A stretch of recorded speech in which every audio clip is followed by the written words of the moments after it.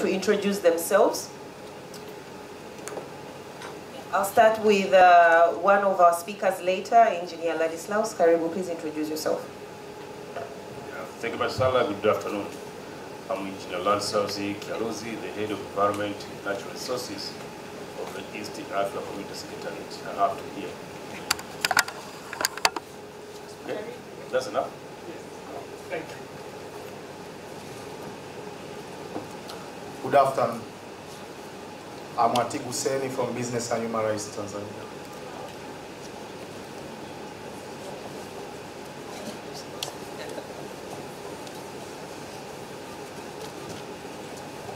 Good afternoon. Habari ya mchana, kwa majina naitwa Rachel Chagonja, nafanya kazi na mtandao wa asasi za kiraia unaitwa Haki Rasilimali.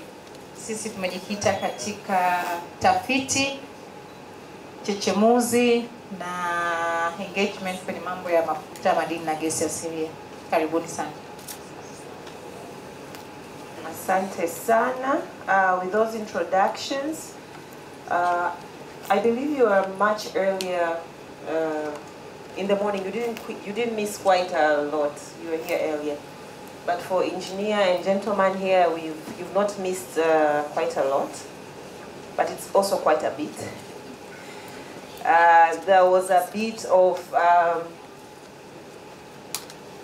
understanding of the presentations on understandings of where we come from and where we are from respective stakeholders, trainers, beneficiaries, people from the grassroots communities who have actually benefited from this program.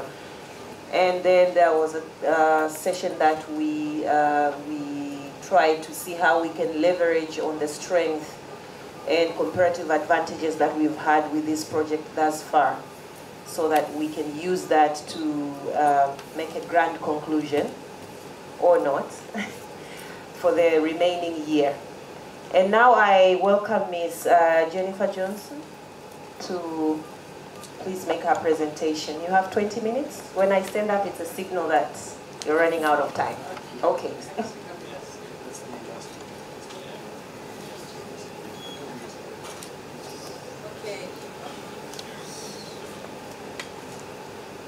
Okay, I'm going to go through this quite quickly because I think we've already spoken a little bit about the project, and most of you in the room are familiar with the project. Again, it was a 5-year project that we got 9.5 million from the Canadian government. During COVID, in August 2020, we asked for an extension because, of course, of the interruption of the pandemic, and so they gave us 1 more year. So in principle, in a Canadian government project, the activities need to stop at a certain point, and then they leave us about 3 months to report, to hand over assets to our partners, to try to wrap up the project, do all the financials. So it ends officially on March 31st, 2023, but we have to stop activities. We have to stop spending on activities as of November 30th, 2022. So that doesn't leave us much time. The ultimate objective, as you know, is increased sustainable economic growth for East Africans, particularly women, and 2 intermediate outcomes, which is a typical Canadian project, which is top-down and bottom-up. First, to build the capacity of the East African law societies to reflect the principles of transparency, gender sensitivity, and accountability, and then from the bottom, increase participation from the community to access their rights. So I'm here with Nelson, but he can come in if he wants. We need to plan the next 9 months, and we need to be really specific about what we're going to do, because there's still quite a bit to do, and there's still funding to spend responsibly. So what's left to achieve? As I mentioned earlier, some policy work should be concentrated on, but it should be very focused on the areas where TLS and other stakeholders, the government and the academics, have decided are the most important areas in Tanzania to look at, especially as they affect women. This morning, Nelson pointed out here, well, I heard a lot of things this morning from women on what affects them, but on the policy level, we're looking at probably land acquisition and compensation issues within the land acquisition regulation or regulatory framework. What should be prioritized? So then from the top down, I think I will leave it with Nelson and his CEO and others from the government to decide what should be prioritized, and we really need to find that out soon so that we can concentrate on that and be very focused. What will be the most sustainable? You've heard this morning many of the women, Paulina, talk about sustainability. This is very important. If we can't get an extension on the project, we want to leave behind at least some of the activities that can continue after we're gone. This is a challenge for any development project. Paulina pointed out as well, like things like the referral pathway will continue. This has been a very helpful activity put into place and training that we've done. So we'd like to continue with that. In the first objective, did I go too fast? No. In the first objective where we're working, just to say some of our really key achievements, we developed a 6-module training program for lawyers, policy lawyers here at the level of government and policy here in Dodoma and Dar es Salaam. And this program we really want to put online with TLS and have them, and we could probably do it with Zanzibar as well, and put it online for other professionals, other legal professionals to access the training project. So we're hoping that that can be an online training that can either be accessed by the legal education, continuing legal education team, or they can perhaps charge money for it or give it to free for participating lawyers. We want to continue to engage the media. TLS has been very good at this, at engaging the media, so that they are giving some public legal education to the Tanzanians on what is happening in the extractive area and what's happening with the government policies and extractives. So we hope to do again maybe a small documentary, because Canadian government likes to blow its own horn, so they like to have these types of products that they can show off. And then we'd like to deal with all of you, the people, the NAC, the stakeholders, on policy development, like I said in the earlier slide. So focus probably on land acquisition and compensation, which are 2 major issues. At the 1200 level, where the community is accessing their rights by knowing about their rights, we've achieved a lot. We've trained, like I said, community leaders, we've trained community champions, mainly women, we've trained the referral pathway. So all in all, I think we've trained about 100 or over 100 individuals, groups in Gaeta on their rights and having them access their rights. We'd like to use the remaining resources by listening to women and design the last series of trainings to them and to the leaders as well. We have learned this morning that one of the priorities is livelihoods, obviously, in the mining community for women, so we need to think very creatively what kind of training. Jimmy, I know, has, like I said, has been talking to Nelson about a series of trainings or licensing on how to get a license, all the things that was mentioned by the gentleman from the government that women need to know, and how to facilitate those processes. We need to do a series of leader forums. We didn't do our leaders forums, and now would be the time.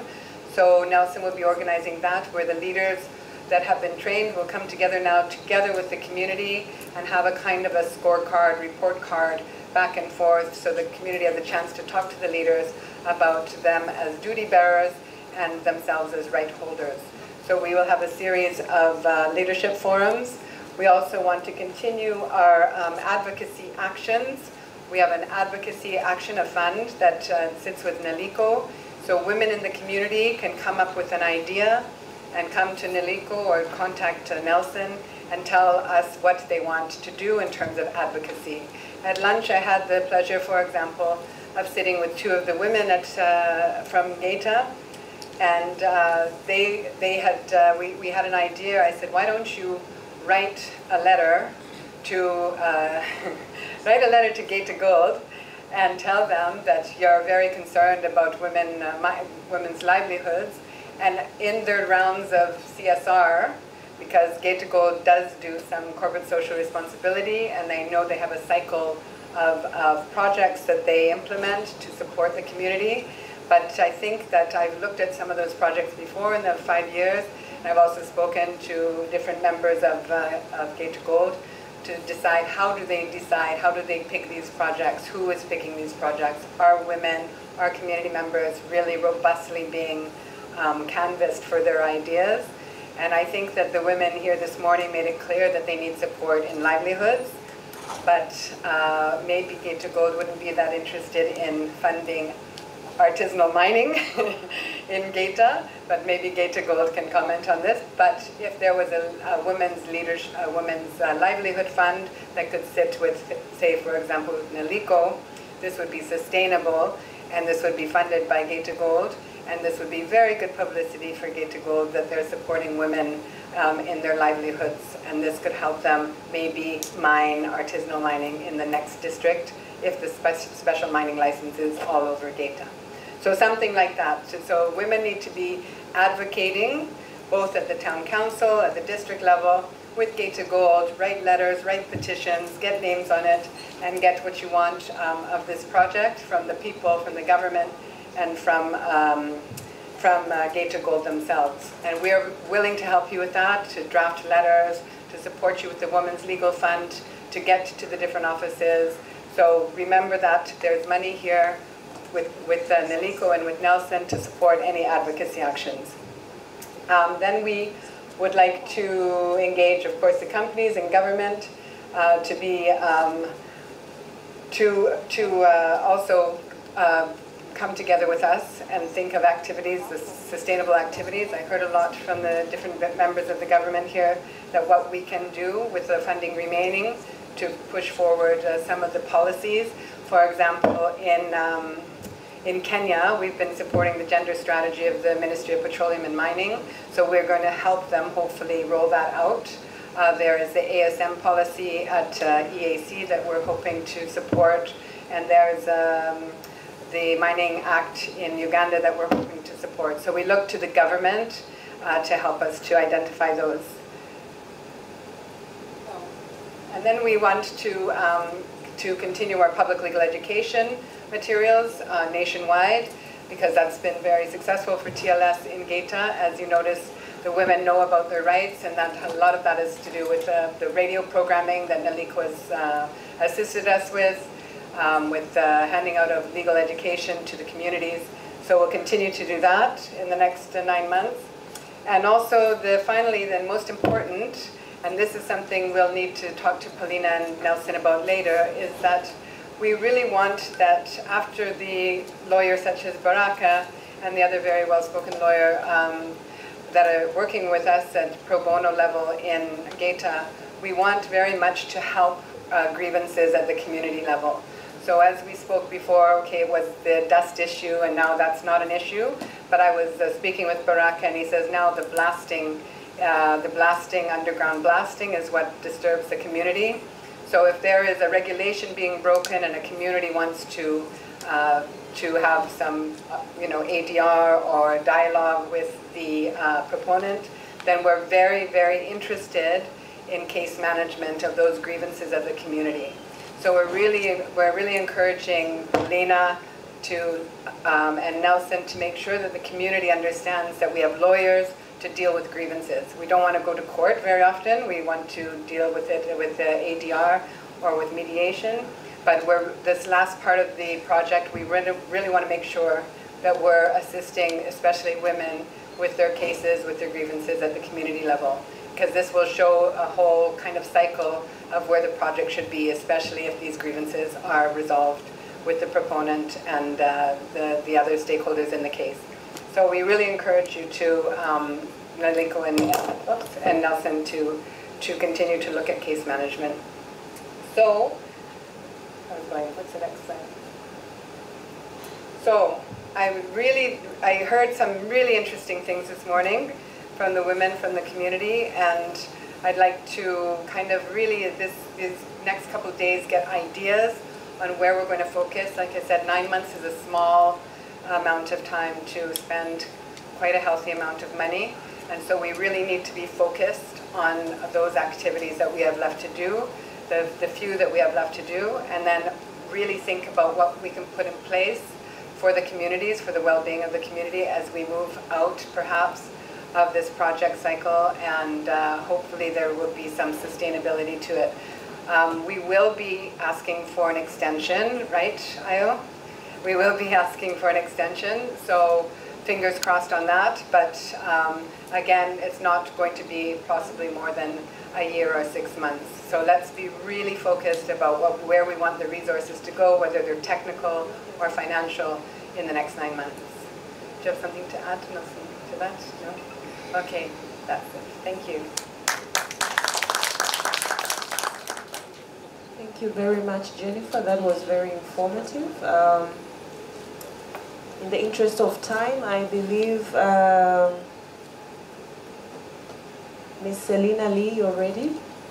Kindly have the floor.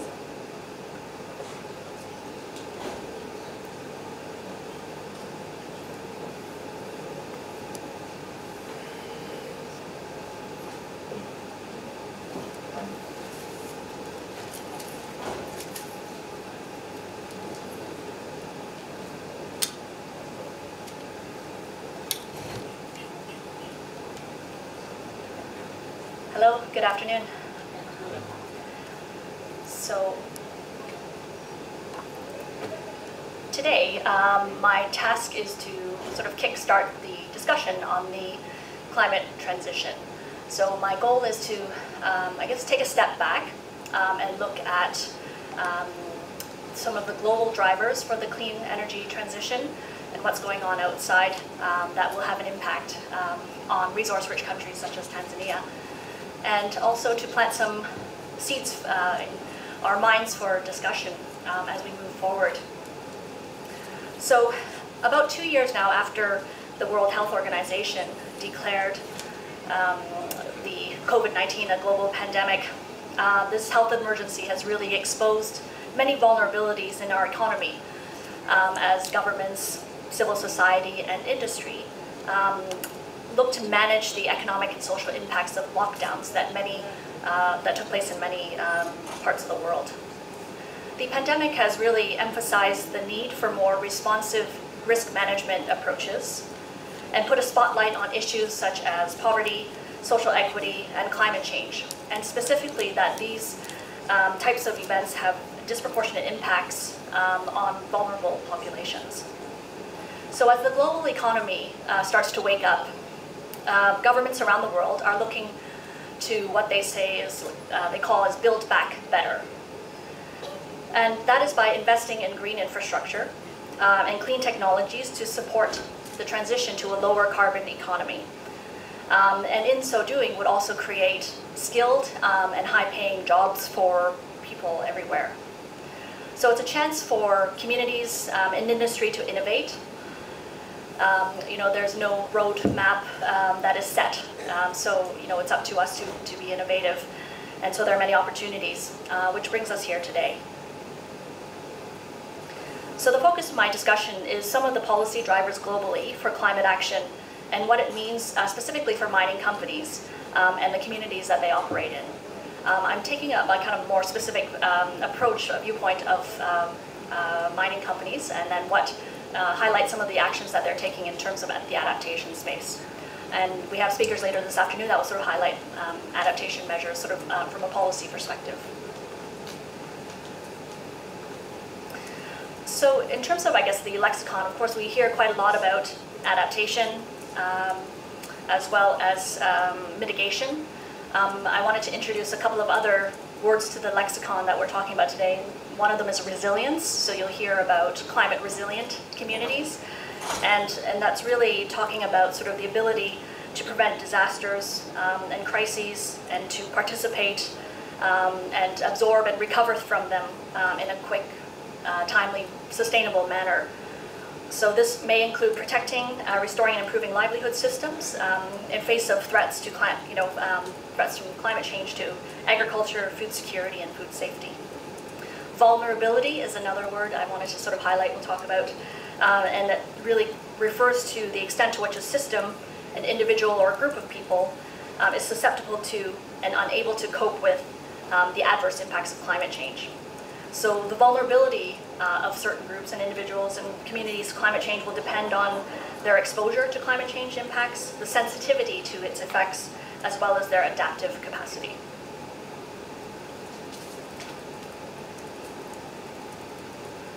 So I can start at a very high-level overview, and many of you will have heard of the Paris Climate Agreement, which was agreed to in 2015 and entered into force in 2016. Essentially, there are two main goals under the Paris Climate Agreement that we are all pursuing. The first is to limit the global average temperature increase to well below 2 degrees above pre-industrial levels, while pursuing efforts to get to a 1.5 degree limit. In terms of a long-term goal under the Paris Agreement, we are looking to peak global emissions as soon as possible and achieve worldwide carbon neutrality after 2050. This means that we are, by 2050, should not be putting more carbon into the atmosphere than we are taking out. Under the Paris Agreement, countries are responsible for submitting national climate action plans, and they're called NDCs, or nationally determined contributions. So in these NDCs, which are required to be submitted every few years, countries are required to set out the actions they will take to reach the goals of the Paris Agreement, and the actions they will take to build resilience to adapt to rising temperatures. Every year, under the United Nations Framework Agreement on Climate Change, there is a conference, an international conference, which brings together the parties who are signatories to the convention. And they call it the Conference of Parties, or COP.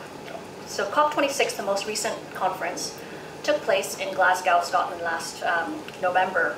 And so there were some key outcomes that countries agreed to, including requiring countries to kind of take a look at their NDCs to strengthen them where possible, calling for a phase down of coal, a phase out of inefficient fossil fuel subsidies, providing higher levels of climate finance to the global south, a mechanism for loss and damage, countries that suffer loss and damage from climate change. As well, there's more detail around the process to establish an international carbon market. So that may be an opportunity for countries to monetize the reductions that they make and then trade them in a global market. And finally, of course, putting the urgency on meeting our 1.5 degree target in order to get to net zero by 2050. So net zero is a term that at least we in Canada and many places in the global north have heard a lot of the path to net zero. So net zero, as I said, it refers to a balance between the amount of greenhouse gases we produce and then is removed from the atmosphere. So in order to meet, the scientists say that in order to meet our 1.5 degree target, we need to be carbon neutral or net zero around 2050. So as of this month, more than 130 countries, as well as numerous regions and cities, have set up a target or are considering setting a target of carbon neutrality by 2050. Also, 1/5 of the world's largest companies have also committed to net zero targets. And so, this is all part of this push to build back better towards a clean economy and to really make that shift from the sort of fossil fuel economy to a clean technology, low carbon economy.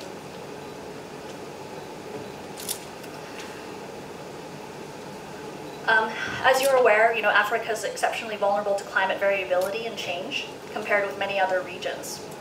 So much of the population depends on weather-sensitive activities, such as agriculture, herding, and fishing for livelihoods. Food insecurity, as you know, is a major issue. And displacement is also another issue that is faced by, in this region. So according to the World Meteorological Organization, approximately 12% of all new displacements worldwide in 2020 occurred in East Africa and the Horn of Africa regions, with over 1.2 million new disaster-related displacements. So extreme weather events such as tropical cyclones, heavy precipitation, floods, drought, and heat waves will put a lot of pressure on resources in this region. It's estimated that Africa will need investments of over $3 trillion in mitigation and adaptation to implement its NDCs under the Paris Agreement. Even in Canada, we have the area where I'm from in British Columbia. Last year, we set records of all time for heat wave. There was a town called Lytton, which is about 2 hours from where I live in Vancouver, which set the all-time record for heat, for temperature, daytime temperature. And then about a month later, the whole town burned to the ground because of a wildfire. And then in the fall, we had very devastating floods. So, we're also very mindful of these kinds of impacts and working towards, adapting.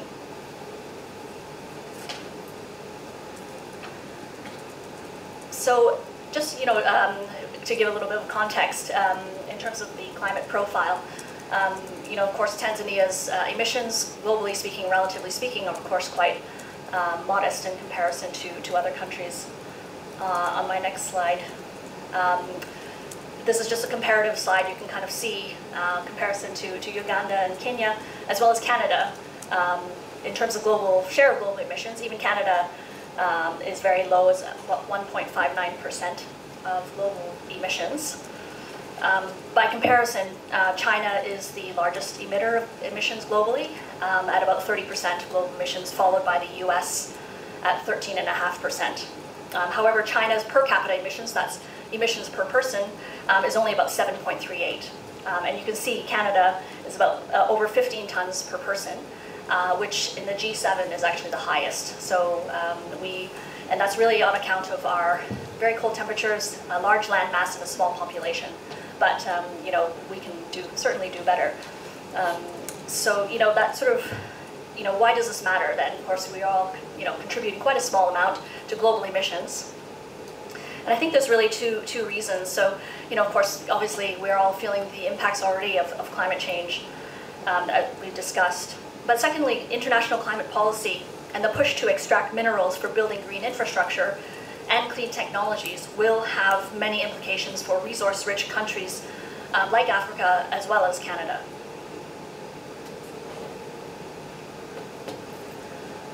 With respect to sort of the mining sector specifically, mining companies themselves face quite potentially significant impacts to their operations from climate change. Forecasts, indicate that climate hazards such as heavy precipitation, drought, and heat will increase in frequency and intensity. So this will increase physical challenges to mining operations. Also, there are widespread decarbonization efforts across industries that will create major shifts in commodity demand for the mining industry. Globally speaking, the mining sector is responsible for about 4 to 7% of global emissions. So, that's not insignificant. So there's a lot of pressure from investors and society for them to reduce emissions as an industry. So there are Scope 1 and Scope 2 emissions, which are kind of more direct emissions from their operations. But more significantly, I guess the larger share are what we call Scope 3 emissions or indirect emissions. And those are kind of like downstream consumption of those commodities. So as I mentioned, the international kind of push for clean energy and the transition to a low carbon economy will have many implications for Africa, including increased extraction of minerals that are needed in clean energy application, as well as the greening of mines. I talked a little bit about sort of vulnerability, so I just wanted to highlight a couple of areas so that mining companies are looking to kind of increase the resiliency of their mining assets to certain physical impacts. So for example, one of them is water stress.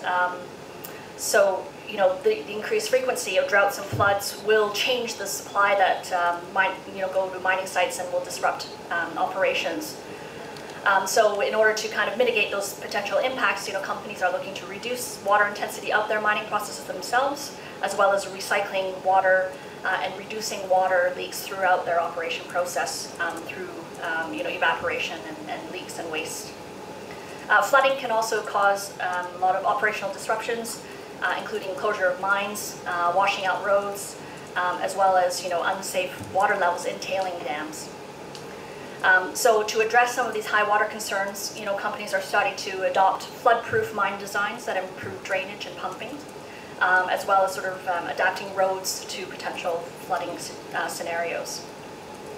There are also ways in which companies are looking to kind of use conveyance methods that don't use roads, that don't rely on trucking.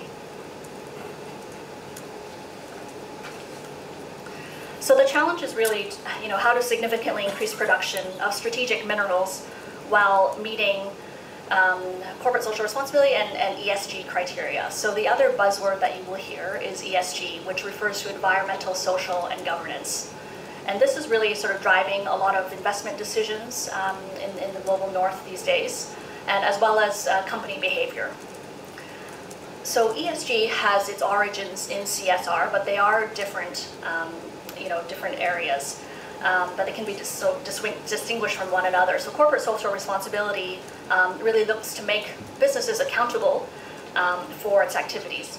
ESG criteria makes those efforts measurable because in order to kind of see how much progress we're making, we need to be able to measure those, that progress. And investors want to know what type of progress that companies are making. So ultimately, any kind of serious effort to reach our Paris Agreement goals will really require efforts from the entire sort of mining value chain in order to kind of fully decarbonize, adopt renewables, and increase operational efficiencies. So mining companies are kind of looking at their entire supply chain to see what kind of, where they are vulnerable in terms of their assets. They're also looking to mobilize their senior management because the tone comes from the top, right? So you need to have buy-in for the board to set climate targets and to make investments in, climate resilient infrastructure. There's also a move to kind of incorporate climate change impacts into decision making. And this is kind of enhanced through reporting, partnerships, climate risk disclosures. There's also a big movement, of course, for a lot of companies to disclose those risks to their operations so that investors can properly value them.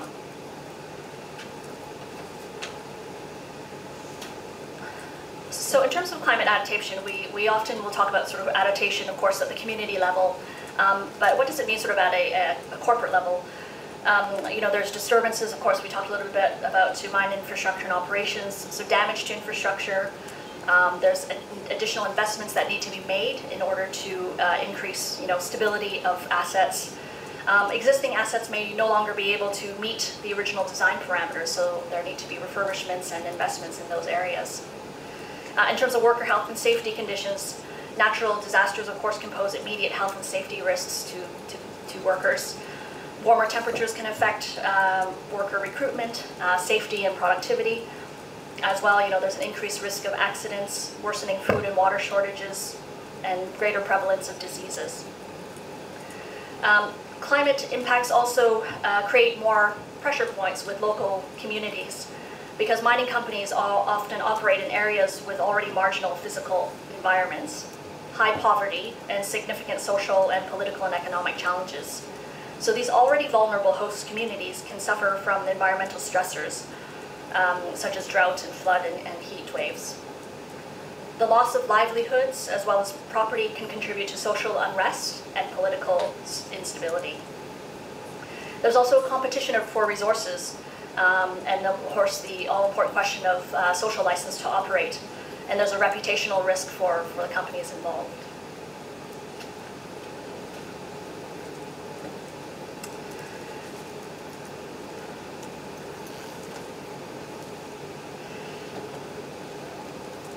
So in 2021, the global spending on renewable energy surpassed oil and gas spending for the first time ever in history. It reached US $16 trillion in investments for renewable energy sector. Renewable energy and technology, and as well as electric vehicles, those types of things are very material intensive, and in fact they're very mineral intensive.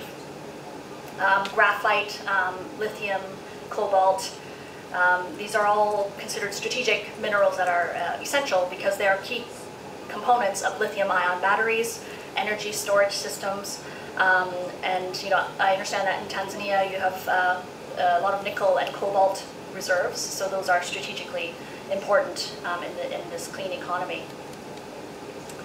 So there was a report that was from the World Bank that came out last year, looking at the mineral intensity of the clean energy transition. And the World Bank found that by 2050, demand for these strategic minerals could increase by nearly 500% in order to meet the demand globally for clean energy technologies. So it's estimated over 3 billion tons of minerals and metals will be needed to deploy wind, solar, and geothermal power, as well as electric vehicles and energy storage. So Africa alone is home to about 30% of the world's mineral reserves. So slowly there's been new concept emerged that is called climate smart mining practices.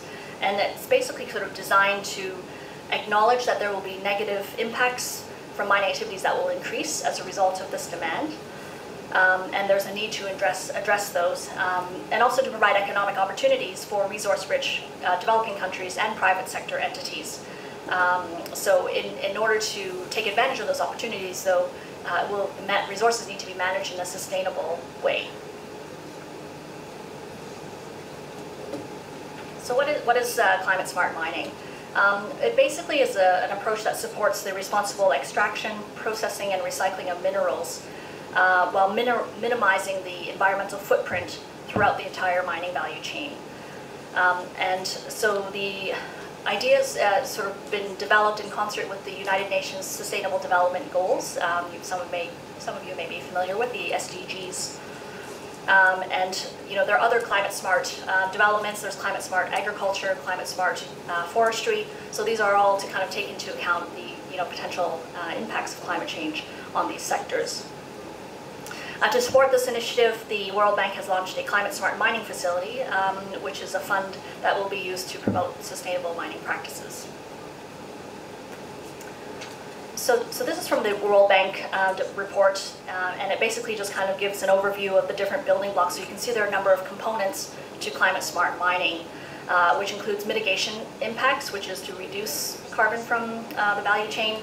There's the adaptation piece to create sort of efficiencies, reducing the overall impact, having a circular economy, so a zero waste closed loop system to reuse and recycle minerals and the resources used to extract those minerals, as well as marketing opportunities for companies and communities to leverage those resources, to manage geological data. Data will be very important in terms of creating a data bank of knowledge. So in order you can have more targeted development of resources, as well as de-risking investments for investors as well. So the transparency and those are really key pieces in this development. So just to bring it all together in terms of challenges, of course, the mining sector for the clean energy transition. Often these strategic minerals are located in countries with weaker institutional capacity as well as governance. And so, trying to avoid the resource curse, closing that knowledge gap around, geological data, and also kind of shrinking the environmental footprint if possible. Mining consumes 11% of global energy, so it's energy-intensive operations. But there are opportunities, of course, at the same time. The ability of resource-rich countries to supply key minerals and metals to enable this transition globally. And so there is an opportunity to become real, genuine partners in the process in this clean energy supply chain. And there's also potential to create new technologies that can be exported for recycling, and managing tailing ponds. So there are opportunities for economic development and technology transfer to other countries.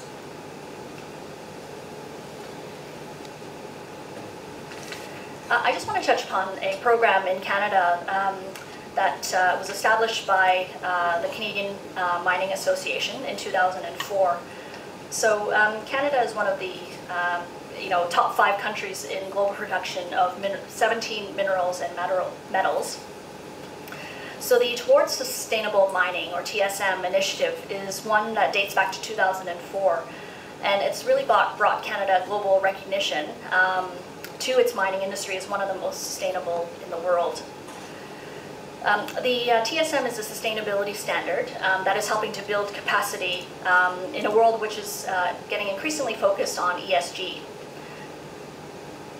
And so, it's an important initiative that is taking on more importance as companies are looking at the more sort of non-financial factors that they're looking into their operations.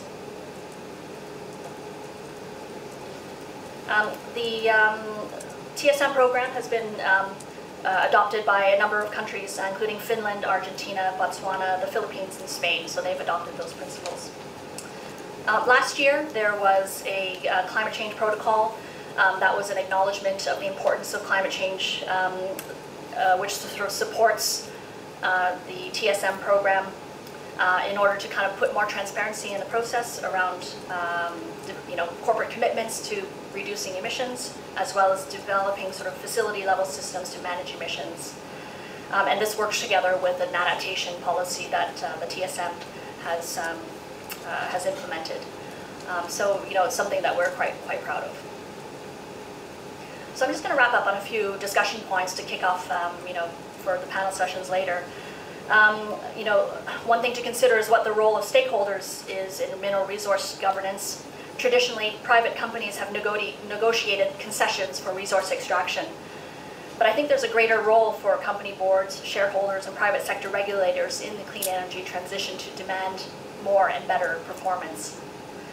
We're also looking, increasingly at impact investing and how to allocate capital to address sustainability challenges. So, of course, climate change, the pandemic, as well as ESG, these are all factors that are driving a new set of investor actions to which companies and boards are being held accountable. So how can this have an impact, a positive impact on people and the planet? And traditionally, mining companies, adaptation efforts have been driven by investor pressures rather than domestic regulations and civil society. So as a result, companies have very rarely engaged in community-oriented adaptation responses in a way that would really benefit those communities. So, with the emphasis on ESG, how, is there an opportunity to strengthen societal resilience and not only business resilience? Regionally speaking, is there an opportunity to, update the Africa mining vision, which dates back to 2009, but does not consider how governments can embrace the climate change agenda as an opportunity for industrialization and sustainable development? And finally, is there an opportunity for mining sector investments in Africa to be structured in a way that it can take advantage of carbon pricing policies in other parts of the world?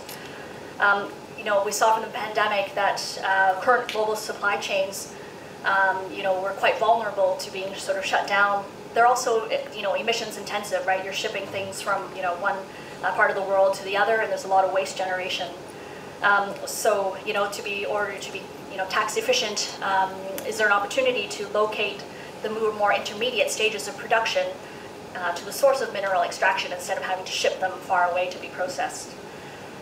So opportunities to develop localized, more localized, less carbon intensive supply chains is something to consider as well. And I will leave it there. Thank you for your attention.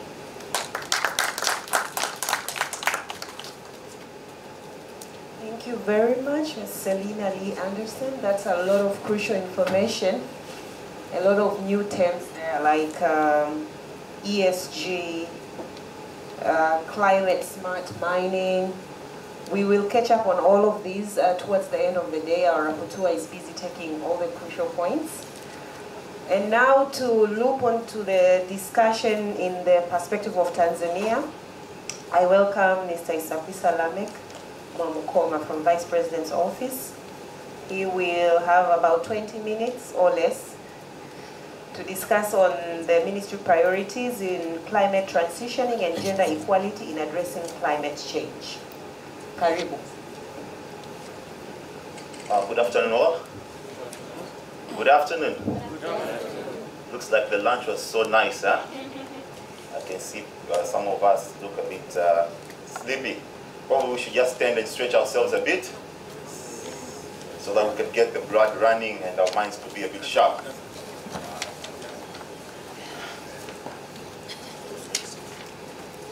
Yeah, as we are stretching, where's Sarah?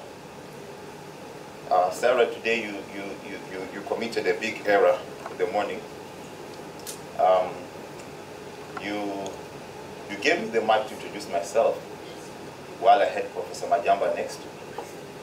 And the good thing is you said yourself that Majamba is your mentor, your teacher. He is mine as well.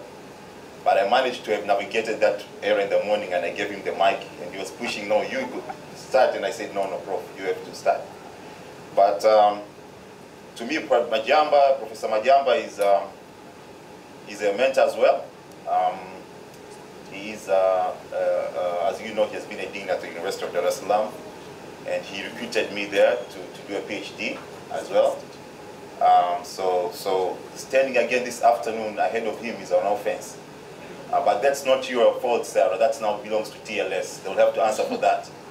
And when you look at the advocate's role, he's registered as advocate 680, and I'm 2,661. So there's a difference about 1,981 advocates between us. So please, TLS, don't repeat this error again. Having said that, may we all sit. So yes, thank you, Lee, for that very nice presentation. You really set the agenda for this afternoon discussion. And I'll pick it up from there in the context of seeing now as to what is the context in Tanzania. I was told that I'll give a 30 minutes presentation, but only to find that I have 20 minutes. So again, that's not my fault. But if the content which I'll produce this afternoon is not right, then that will be my fault.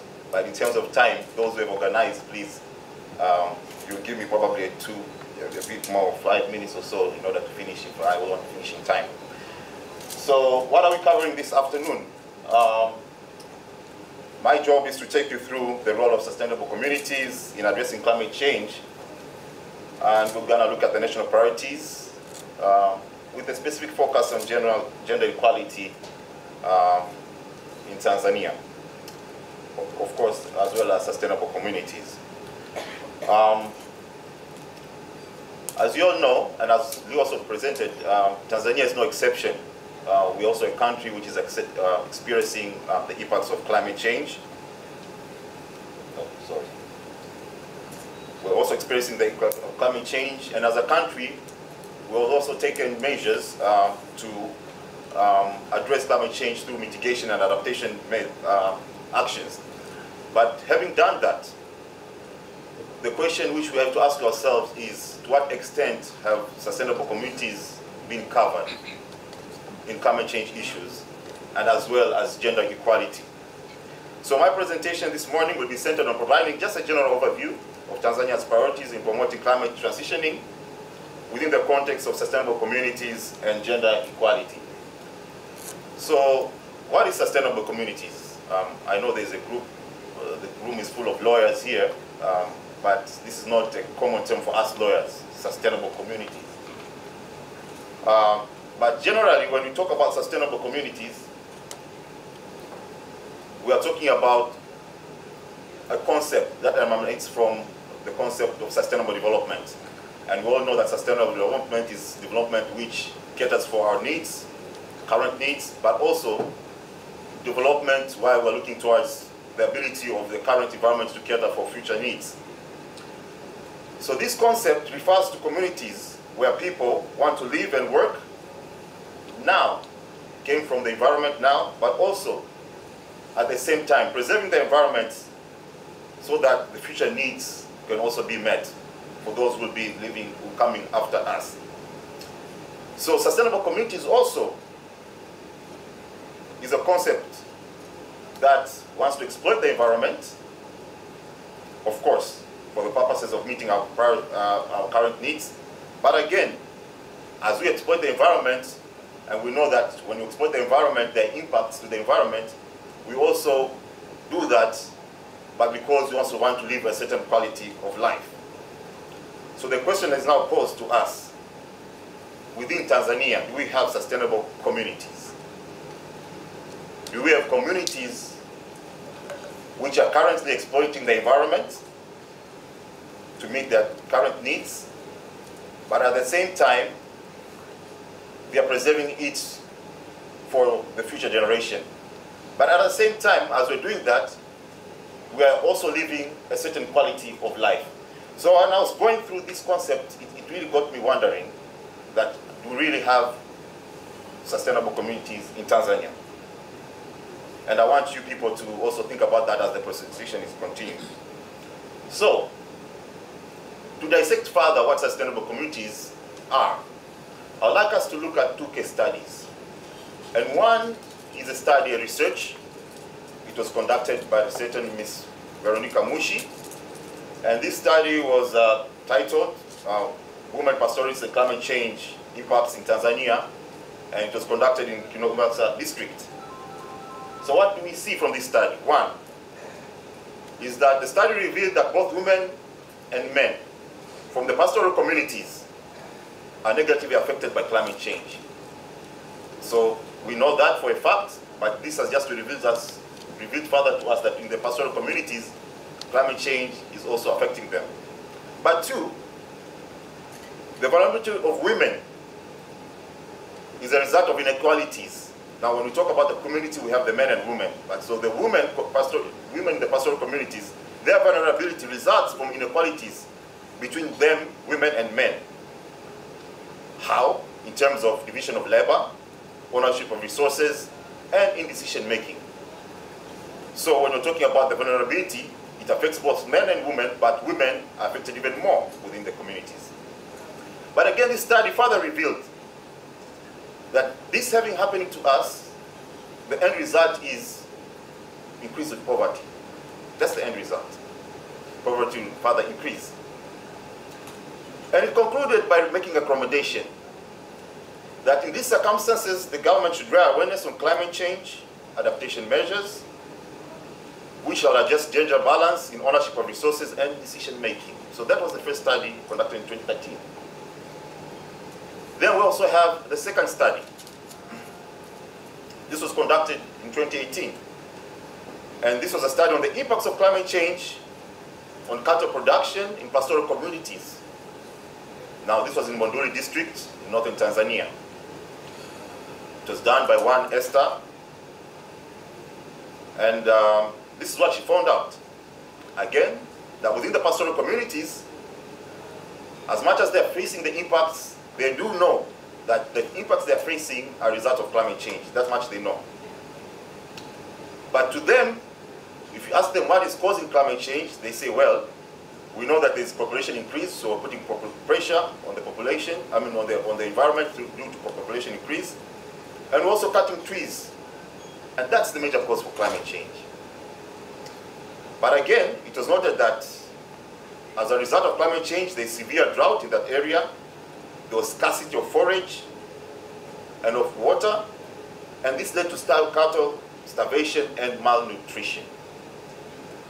It was also noted that there was mass of cattle death, animal diseases, and reduction in milk production.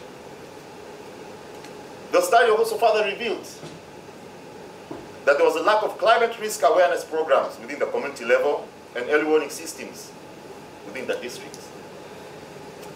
And it ended by recommending that there was a need for institutional support to help the pastoral communities deal with climate change.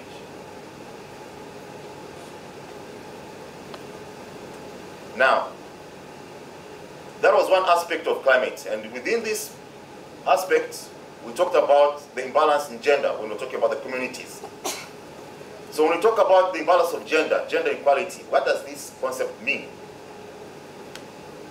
We're just setting the stage so that we'll be able to answer the questions about gender inequality and sustainable communities in their role in addressing climate change. So as we all know, gender equality refers to the state of being equal in terms of accessing resources and opportunities, regardless of the gender. So sometimes when we talk about gender equality, we more often think that it refers to, empowering women, a certain gender aspect. But it is inclusive. But it also refers to equal access to economic participation and decision making and aspirations regardless of gender. So it's giving everybody an opportunity to participate in all aspects of their life, political, social, economic, in terms of decision making and their aspirations. So as we have gender equality, we know that at one point in time, there was inequality in decision making and participation. And therefore we came with this concept of mainstreaming gender. And what does this really mean? It refers now to the process whereby we are assessing the application of the divide, of the imbalance between women and men on the planned actions, programs, policies, and legislations. So what's happening in Tanzania then in terms of gender imbalance? In Tanzania, we have subscribed to a number of international and national instruments that addresses gender imbalance, and it advocates for gender inclusiveness in different sectors. So we do subscribe to this aspect of gender equality. So having said that, the question now is posed: to what extent has this objective been met in addressing climate change? If we do subscribe to the concept of gender equality, then to what extent has this been addressed in addressing climate change? We come to a third and last concept of setting the stage, and this refers to climate transition. And what is this? We know we have communities which are being affected by climate change. We have imbalances of gender, and we're trying to mainstream them in addressing climate change. But now we have the concept of climate transitioning. So this refers to the science of climate in very simple terms. Science of climate. Or you can refer to it or understand it in the context of how industrialized countries are adapting to climate change, what they're doing. And that also you can see when Lee was presenting what she told us, how the industrialized countries compared to us, how they're doing adapting to climate change. But again, it also explains how vulnerable communities are adapting and mitigating climate change through a holistic approach that addresses the social, environmental, and economic goals of a respective community. So, as we move towards climate transition, because when you looked at the two case studies I presented to you, we can discover that we had a pastoral community, and within the pastoral community, the impacts of climate change were real. So we need these communities to transit, to change, to move from where they are and adapt to climate change.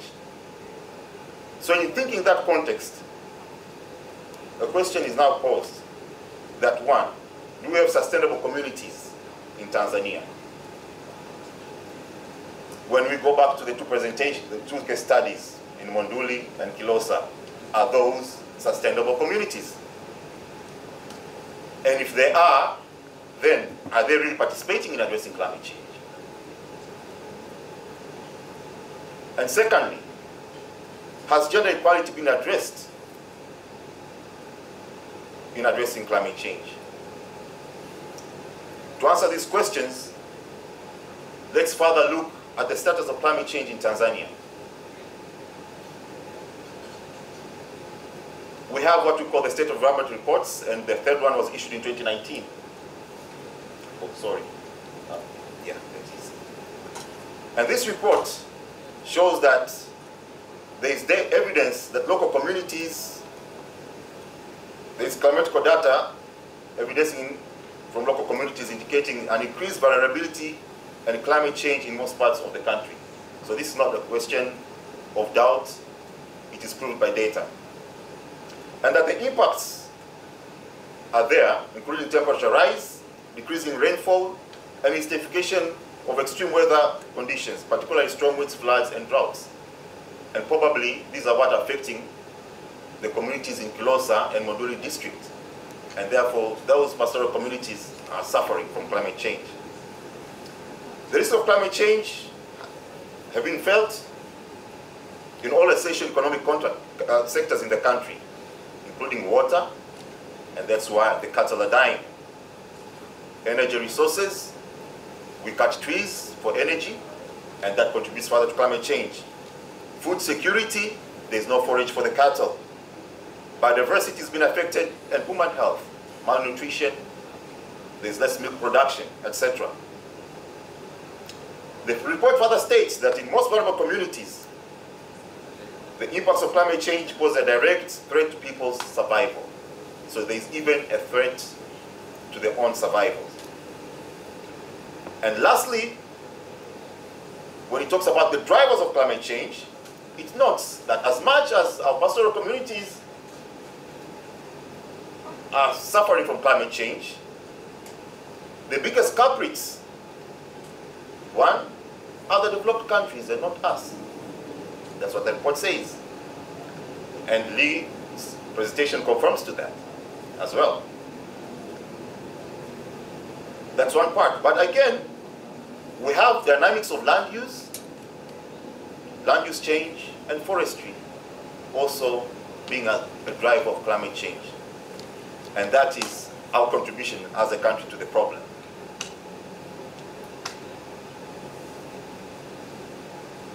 So, this report further states,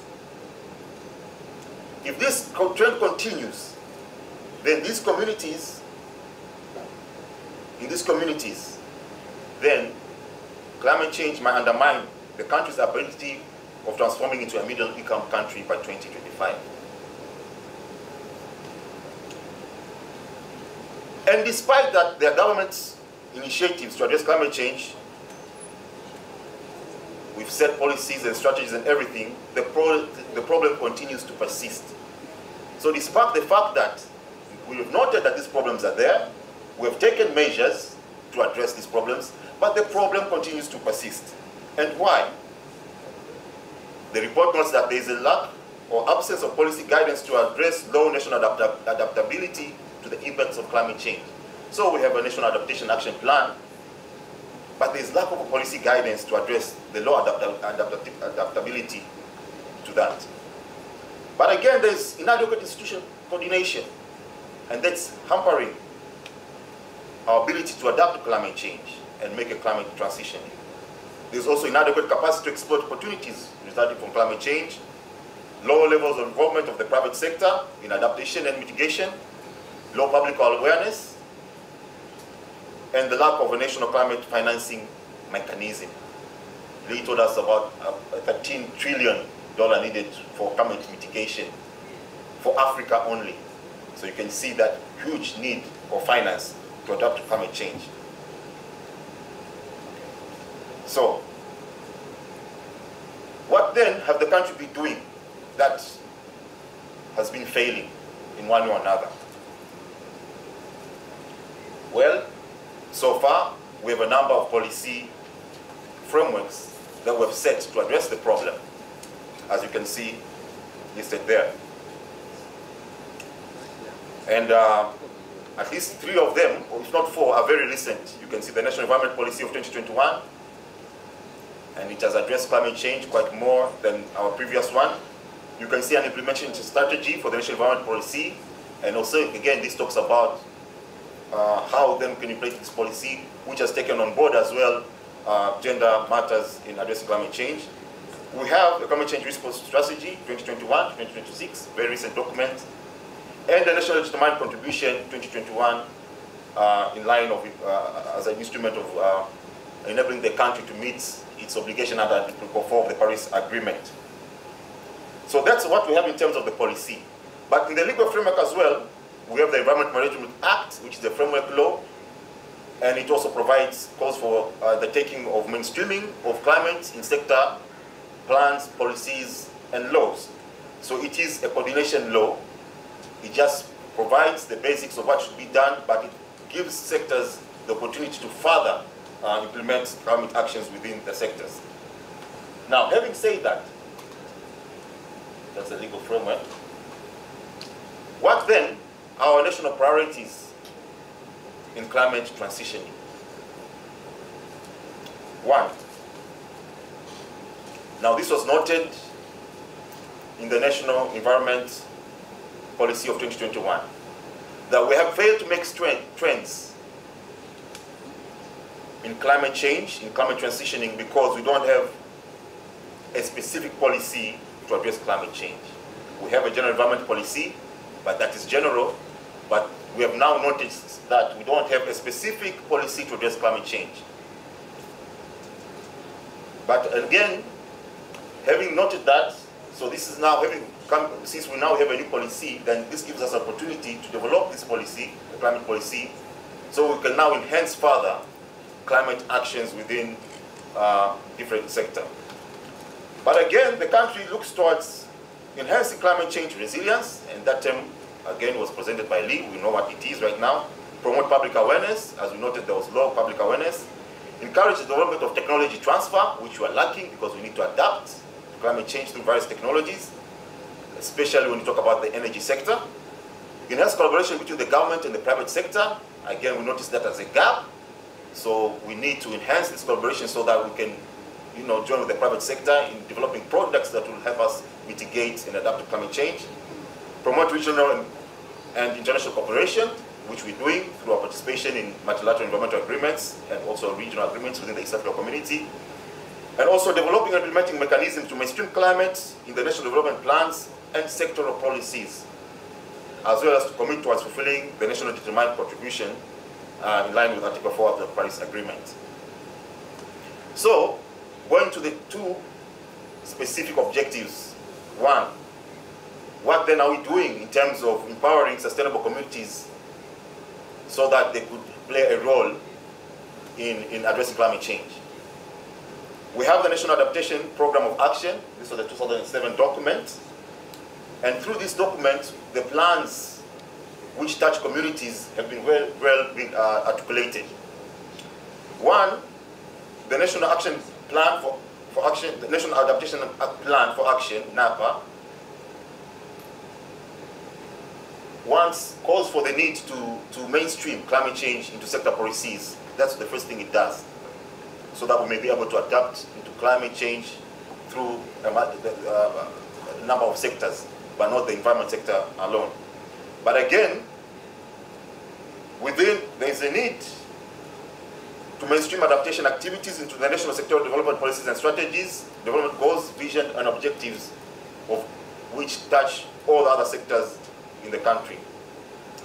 Increase public awareness of climate change impacts and adaptation, of course within the community level, and assist communities to improve human health and also access technology and increase the capacity in that, so as to ensure that they sustainably exploit the natural resources. To complement community development activities which are hampered by adverse effects of climate change, that's another priority, and as well to create a long-term sustainable livelihood and development activities at both community and national level.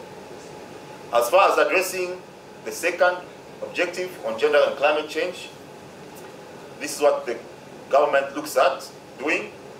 First, the guide is the National Women and Gender Development Policy of 2000 that guides us on how we can mainstream gender in our policies and plans in the country, and also have the National Vision 2025, which both provide long-term policy that complements gender equality, equity, and equality, and as well as underlining principles that guide us on gender matters in the country.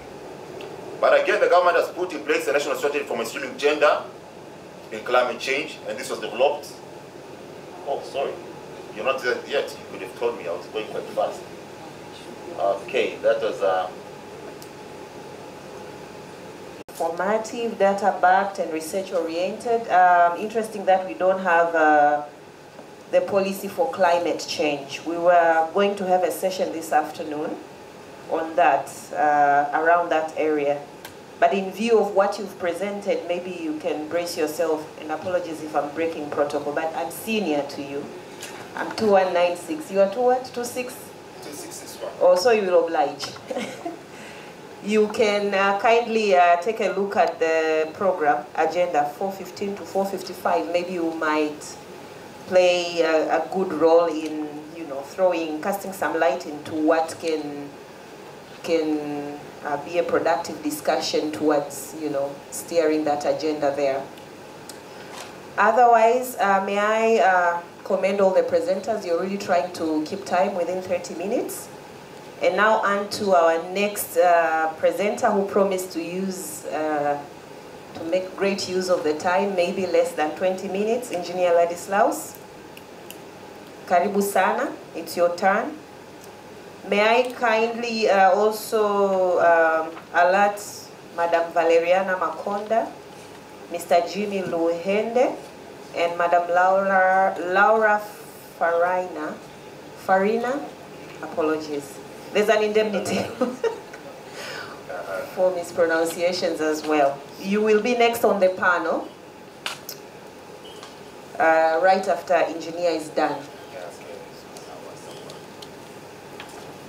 Karibu. Asante sana, good afternoon. Good afternoon. I'm not a lawyer. I'm an engineer, so that's but it's very nice to balance now. I'm also recognized that this meeting is very, very important. And as for the East African community, we are glad to be part of this meeting too. The first thing I would like to know the clarification. Do we have Uganda and Kenya in the room? Okay, this is only URT. Is that right? Yeah. That is correct, but we have visitors from, participants from Canada and, yes, just about that. And Zanzibar, apologies council, and Zanzibar, but nobody from Kenya or Uganda. Okay, thank you very much. They're okay. Let me also introduce myself, and of course I'm also from URT, Tanzania, and recognize our colleagues from Canada. So welcome you to the East Africa community. And so the general director is here. I think we had a briefing yesterday, so it's quite rich, and because of on the reach, so I speak in English. Sometimes we speak in Swahili when we have the URT. But for me, in the East Africa community, when I'm here, I'm back now at home. I think it also is a wish I could have even recognized me. I'm also from the Vice President's office, and have been in climate change for many years. And put in negotiation in, Serena mentioned the Paris Agreement. I was part of the negotiation as URT as well, as a delegate. So we know very much about the Paris Agreement. Yeah, let me mention, maybe I know about the time. Try to introduce the East Africa community. For us, we are the Secretariat, and our role is to provide coordination and facilitation technical to URT, the of Tanzania. For us, you mentioned the URT. We have Kenya, we have Uganda, we have South Sudan, Rwanda, and Burundi. So there are now 6 countries, and we are hoping to have DRC as the next member to the East Africa community. Tomorrow we have the heads of state, so we see the outcome, but we hope that we can have the URT, DRC as a new member. So will be the huge East Africa REC, the regional community in Africa. In case, of course, we know we have the other RECs, but the number is increasing. So in particular, climate change, let me mention that we have the protocols, the instruments that guide all the process, but the most important for this context is a common market protocol, the one that was adopted in 2010, and Article 40 of the Common Market Protocol sets guidance on how the partner states that are addressing the challenges of environment and natural resources, including climate change. And it's very important to mention that thanks to the presenters who have presented for me, we agreed under the Paris Agreement, but under the Convention on Climate Change 1992 that was adopted in Rio de Janeiro, including the Kyoto Protocol in 1997, that the developing countries will address the climate change in the context of achieving sustainable development.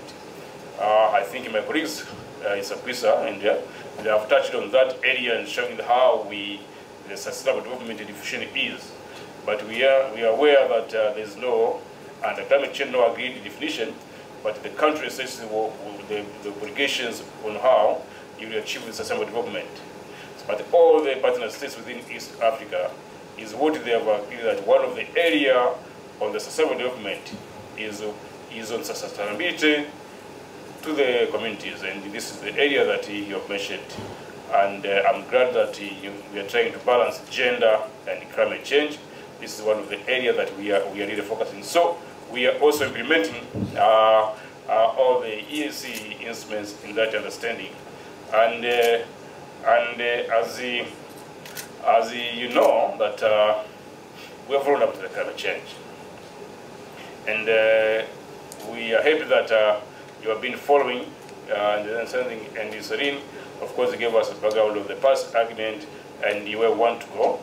And while we recognize that we as developing countries, under the Paris Agreement, we are taking the adaptation actions as a priority, but the countries under Article 4 of the Paris Agreement, they have agreed to undertake the mitigation actions to ensure that we limit the global goal to 2 degrees centigrade. That's very important. And anything we are doing in the actions to support the women, the youth, the vulnerable group, the community, it is in that context that we have the obligation to ensure that we reduce the vulnerability to the impacts of climate change, but to ensure that we achieve sustainable development. In the context of taking mitigation actions, I'm glad you mentioned the energy, because the energy sector is one of the all the countries have committed that they will have to put more efforts to go for the clean energy. And we are mentioning the 2050. We have all the voluntary commitment of 2030 to participate into the mitigation actions. And we hope that maybe 2050, maybe 27, even for the developing countries or the LDCs, because we have some countries which are LDCs within ESC or within Africa, we can go for the carbon neutral.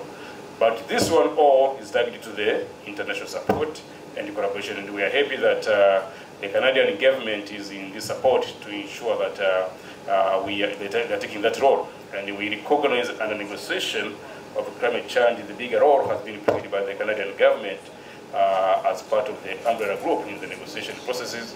And we know that they have put more efforts to ensure that we are benefiting, or we are taking action on climate change mitigation. So the ones that Isakusha mentioned, that the challenge of inadequate capacity, inadequate policies, is all cut across almost all the countries. So it is quite important that while we are having more actions on the ground, but we need to balance also at a policy level to ensure that there is a guidance on how we can take mitigation actions. We understand your team, the Director of Tanzania, has a new now environmental policy adopted in July, in the last month, and they have now a new climate change response strategy, the July 2021, and now, of course, they have the indices that submitted on this July on 2021. But all this one is to show that there's a commitment of the partner states to address the challenge of climate change. But there are gaps that we still have to take more efforts to work on, because there are still our low awareness in the communities, and this we cannot avoid to mention it. So it's the same that in that context that as ESC we are moving in the context of now to ensure that the actions we're taking, they have more impacts to the communities on the ground, and in that case we will take a lot of measures. But the awareness raising to our policymakers, to the communities, in particular, the Paris Agreement has given the developing countries the new obligation. Under the Convention on Climate Change 1992, I mentioned Article 4 of the Convention, the developing countries had obligation to participate to the actions on climate change and the support of the developing countries. And this is historical responsibilities. But the Paris Agreement now has a new obligation that while the developing countries will provide support, but the developing countries, they are taking the role also in the mitigation actions to reduce greenhouse gases, of which it was not the fact under the policy, under the historical responsibilities. In that case, we as a communities, I don't know if you can read very well, one of the areas that we will focus on is to ensure that first of all, we have, let me mention this one, we have I should have looked this one earlier, that we have the climate change policy, the 2011, and because of the gender, let me mention that in 2018 we adopted the gender policy, and the section 2.14 is on how we are addressing the gender, environment, and climate change. Because you are mentioning the clean energy, we know that about more than 8% of the community within the region is dependent on the biomass. And the biomass are a lot of impacts, and the women and children are suffering a lot. So that is obligation that we ensure that we want to go to the clean energy, and then we will be balancing our strategy and including the implementation of the gender matters. But let me mention that the East Africa community is the first reg to come out with the Gender Act. We have decided that, head of state have decided that we are going to have the Gender Act to provide the legal backstop on how we are addressing the gender aspects within the region. And this is a milestone that now we are hoping that it is under assent by the heads of state, and when being assented, we will go for the implementation. And this is a good milestone as a community. We are moving in URT, in Burundi, in Rwanda, and that's why now we say that let's try to take the approach of the landscape and seascapes within that context, because the URT and Kenya, they have the Indian Ocean, and one of the ocean, we have witnessed now the IPC report that came out last year has shown that the sea level rise is increasing. So we are expecting a lot of challenges within the coastal communities. In that case, we have to make sure that the actions there in the context of the nature-based solution, we are trying to address the landscape approach. For example, like for instance, one of the area is about your lawyers enforcement. We know all the countries have the law to limit the buffer zone, limit to the development, but we see there are more problems now coming on the encroachment to the buffer zone. So the landscape approach is that we can just go to for instance, the promotion of the bamboo along the buffer zone areas, so as to protect the water. But that one now is through the projects, the program that the communities participate by doing activities within. That is the thinking of which we are coming in. Instead of having to raise the impacts of climate change as awareness raising activities, but if they do, they learn by doing. That will enhance their understanding on how they are protecting the climate change. Yeah, that's one. The second point is that under the climate change financing mechanism, of course, one of the areas that we are looking to collaborate with the partners, because we are mentioning the gender and climate change, is to try to access the funding from the Green Climate Fund. Green Climate Fund, in the context that this is one of the financing mechanism, and we have managed to mobilize resources about 15 billion US dollar. So we can have the project. It is not easy to access this funding, and we need to build the capacity of the developing countries. Now the partner states this is the area that when we are mentioning the gender and climate change is the area that we need to enhance to make sure that we have the bankable or financiable projects to implement on the ground. It's quite very important, and that's why we say as a region is the area to improve on. But we have also learned, Celine mentioned about the clean energy. Clean energy also for us is quite important. So one of the areas that we are focusing is on the renewable energy and the energy efficiency technology to support the developing the countries to the issue like solar pumping systems, the issue like to have the efficient lighting appliance technology within the region, efficient cook stove, because we cannot in the context of sustainable development avoid the dependence on the biomass within the region. So we will have that thinking and come out with the support to developing countries, to the countries, to ensure that we have such support. And that's why we say that energy efficiency and renewable energy is quite very important for us to implement.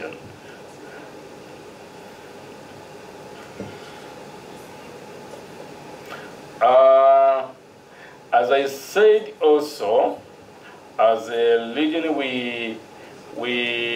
let me mention now, we already the ministers have committed to develop, maybe for the area of interest, you lawyers, we are going to, all the partner states have agreed to come out with the East Africa climate change law. We have the guidance from the ministers, the directive from the ministers. We are now under resource mobilization to ensure that we come out with a law which will provide the legal support to the implementation and addressing the challenge of climate change within the region. And this is one of the areas that is quite important. And under the treaty for establishment of the East Africa Community, when the regional law, now I don't know the legal language, maybe when adopted, it has to be streamlined or aligned with the national laws. And it is a very good one. When we, under the treaty, for us is about harmonization. Harmonization in the context that the partner states, the countries, where they have the same understanding, we try to harmonize the best practice. We understand that as Sakusa mentioned, we have countries like Kenya. They have the law, I think 2010, the climate change law that was adopted. I think for the policy, they say climate change, environment and climate change policy. URT still embeds climate change issues under the environmental policy, and section 75 of the Act for URT sets the guidance of the ministers and the measures that the minister can take to address the challenge of climate change. But I must admit, we see that finding that isn't enough. Under the current situation of climate change, I think we need to have the regional law, which will try to guide the partner states to streamline on how they're addressing legally the climate change issues. We don't say that they are not doing much. They are doing much, but we find it that from the experience of the current situation on how we are moving to the other countries, we really need to go in that understanding. That's why the Council of the Ministers have committed really that we will come out with the climate change, the regional climate change law to support the countries to address the challenge of climate change. Okay, the other issues on the NDCs. I'm happy that colleagues mentioned the NDCs. This is a requirement of the Paris Agreement. We understand in September 2015, the countries submitted their intended national determined contribution, and there is a voluntary commitment in both adaptation and mitigation actions in many sectors. But after the Paris Agreement was learned that countries had not enough time to come out with more actions on contributions. And now the countries, they have now submitted their revised or updated NDCs. That's why URT was mentioned that in July last year, they made the submission of their national determined contributions as a new commitment, voluntary commitment to participate to the goal reducing greenhouse gases, and they have a good ambitions by between 30 and 35% to reduce greenhouse gases by 2030. We understand that other countries they are between 10 to 20%, but all these ones they are going to 2030. So there's a lot to do to go in the context of how implementing the NDCs in that context, and all the countries. I think when I was mentioning gender and the climate change, they have also highlighted the issue to do with the gender, and particularly important to make sure that the issue of the clean energy coming in out but also the eco-DRR disasters, because like the issue of the hygiene, the water scarcity is really affecting the women. I think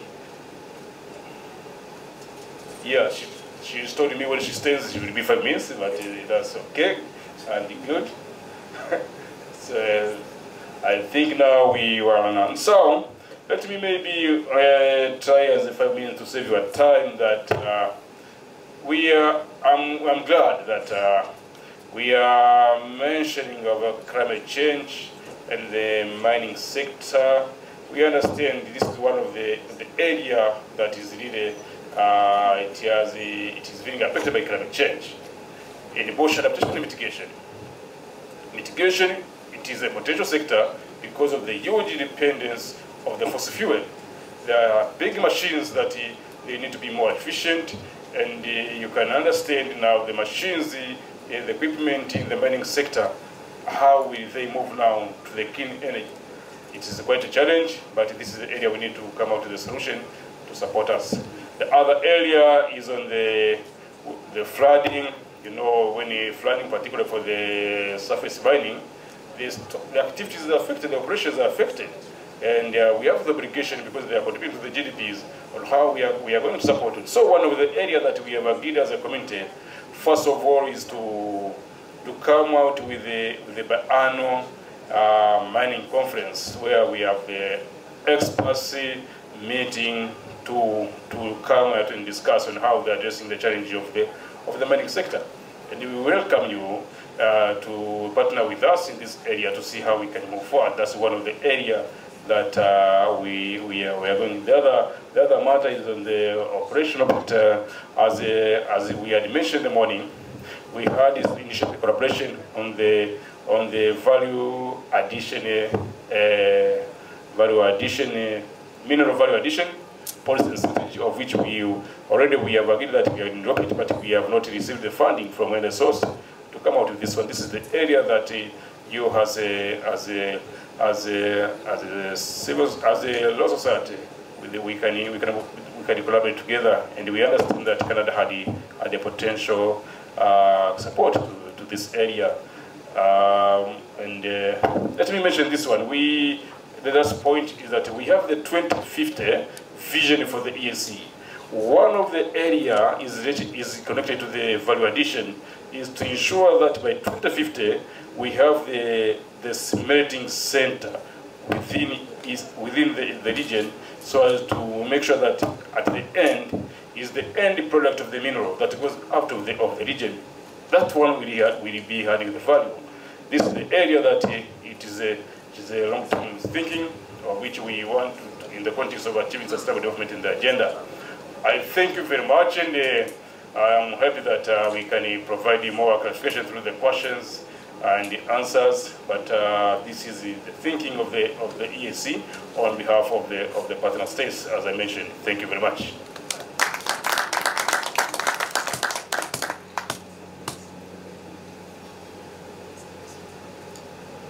Thank you very much, engineer. There's a traditional, what can I say? I went to University of Dar es Salaam, obviously, as we've been giving our allegiance to Professor Majamba. But there used to be traditional rival between engineers and lawyers at the University of Dar es Salaam. I'm not sure if, when I went there, it was not as tight as I heard it was before. I wonder why. But maybe because you're just better timekeepers, or you speak less words with more content. I don't know. But thank you for your presentation. The rapporteur is gathering all the crucial information and points, and we'll have a session where there will be just feedback of what is the takeaway for the day. Right now, I would like to welcome the panelists for we're still under session 5, and the panel presenters are Mr. Jimmy Luhende from Action for Democracy and Local Governance. I got that right? Correct. Karibu. And Madam Valeriana Makonda She's the community leader, Community Economic and Empowerment Desk Coordinator at Geita. And Miss Laura Farina. She's the Canadian Technical Advisor. She's also joining the panel. Now, that is a very, by how it is structured and the discussion that we're supposed to have on the agenda is quite, what can I say? It's quite complex, I must say. There are issues of involvement of women right there, the issue of capacity building in local communities. When we talk about climate change and everything that has been presented by presenters before, it sounds like a high-level thing that is handled by, you know, the highest cadre in governance. But the aim of this panel, what they will do is sort of break it down, make it simpler. And with Laura, who will go first, she will give us a short presentation or remarks that will build into what we are supposed to do in the next session. And then after her, I will have Ms. Valeriana discuss perception of climate change from the community grassroots and how women are involved in the policies and all that. Correct, Madam Valeriana? Yes, and then we'll have Mr. Luhere also do his short presentation, and then it can get interactive. If you have questions and contributions from the floor, they will be welcomed. So you each have about 5 minutes or so.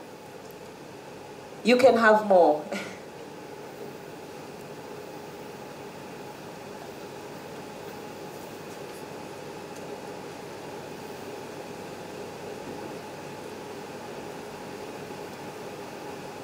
Hello everyone. Today I am just going to be sharing some ideas with the intention that we can generate discussions later on after this session on what CERD can do to contribute in this region going forward. So I will also have some Canadian examples, but it's more to keep in mind what you can do and thinking about your own context of things that can contribute in the future in your own country to climate transitioning. So these are my intentions for today, basically looking at different ways we can move forward on a framework level as well as a specific level. So the first thing I'll start with is the very high level framework level, which is regulations development. So I understand that you do have your Environmental Management Act as well as regulations, but all regulations can either be developed further or amended. And through this process, you can also have collaborative development that can feed into how your regulations development can mainstream things like climate transitioning. For example, in Canada, in my jurisdiction, our legislative development actually includes a table of Indigenous governments, so kind of like community governance. And we come together and we actually develop the policy directions for the legislation together. As well, we do community consultation, so we go into the communities themselves and we discuss the legislation in plain language with them so that they have their chance to have a voice. Other things that happen in Canada are regulatory impact assessments. So the pros and cons of a legislation before it's enacted is analyzed, as well as the costs. And these costs could also take into climate impact costs. And I think that's the way forward, where we look at things more holistically and we take into account costs that are not directly obvious, but can be things like we talked about earlier, extreme weather events, flooding, fires that are related to climate change. Other stages are reviewing the legislation for legal issues or conflicts with other laws. And those I'll talk about later in terms of reviewing your overall framework of legislation. And again, consultations on the drafting of the legislation. All legislation should have monitoring and evaluation that later on you can have measurable outcomes, and you plan that ahead of time. So if we're looking at climate change, we need to think ahead of time before the legislation comes in. How do you monitor and evaluate the outcomes of your legislation? When it comes to policy development, I think we all know what a policy looks like. I won't talk about it too much in my 5 minutes, as well as the institutions that you need to build, particularly about establishment and funding. But with all of this, the most important thing is change management. And I think this sometimes is overlooked when we really focus on creating the writing of the policy document or the tabling of it. But what we really need to focus on now is implementation and helping people, societies, and decision makers go through that move to climate transitioning as a mainstream, and not just looking at it on paper, but helping people adapt. When I spoke about the overall legislation framework, I mean not just looking at your Climate Change Act or not just looking at your Environment Act, but all the acts that are relevant and fit together in the puzzle of the pieces. So that might be your Waters Act, your Forest Act. In some cases in Canada, it's our Financial Act, like our carbon tax legislation, and these all fit together to create your overall climate change addressing framework.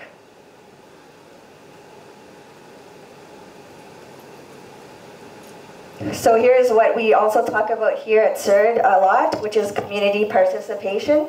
And why is it important? It's because the impacts of climate change can be on different scales, known differently. So for example, in Canada where I live, we're extremely far north, and the importance of climate change is sea ice melting for the government of Canada, because that's our national security, and essentially it keeps our sovereignty.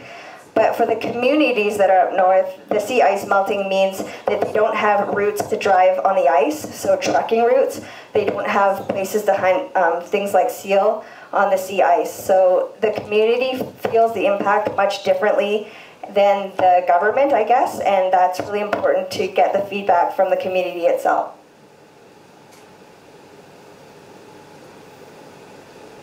We also have joint monitoring agreements, and this means that... Laura, excuse me for interjecting. We have translators in the room who want to be able to convey this information in Kiswahili, so please, if you can... Slow down? Yeah. Okay, so I might take 6 minutes, but the other thing that we have in Canada is, or particularly in my jurisdiction, is that we have collaborative monitoring agreements. So it means that there's an agreement between the proponent and the community on how environmental monitoring will happen, and that makes the community also responsible for impact monitoring and involved, and this could include climate change impacts as well. These agreements are actually used towards the regulatory impact assessment, so it gives them some clout. It means that the regulators are looking for these agreements to be implemented, and they're not simply moral agreements. This also ties into our environmental impact assessment, and I'm suggesting that all environmental impact assessment be broad enough to include climate change impacts, and that the community participates at all levels in evaluating those potential impacts. Particularly, we look at traditional knowledge now, which is evidence that is not necessarily strictly scientific, but it is known by the community. And when it comes to CERD, we know that women in the community hold a lot of traditional knowledge. They really understand the land, and they can see the impacts of climate change in a different way.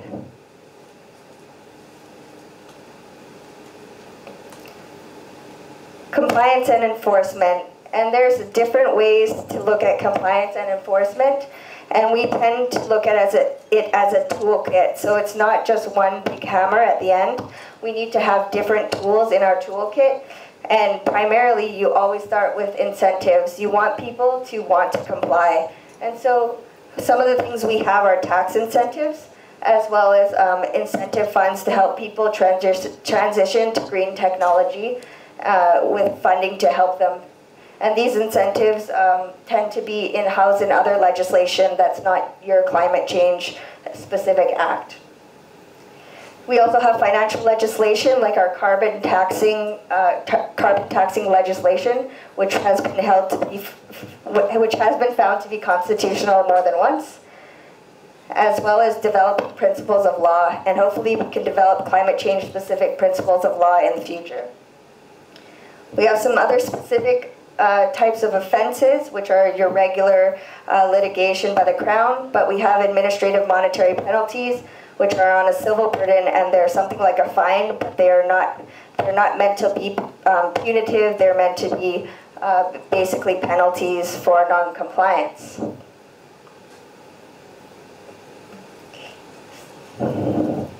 So last but not least, we need to talk about capacity building, and that's being able to actually facilitate the ability of communities to participate in all of these steps, because we can talk about it, but if there's no capacity in the community, then their voice will never be truly realized.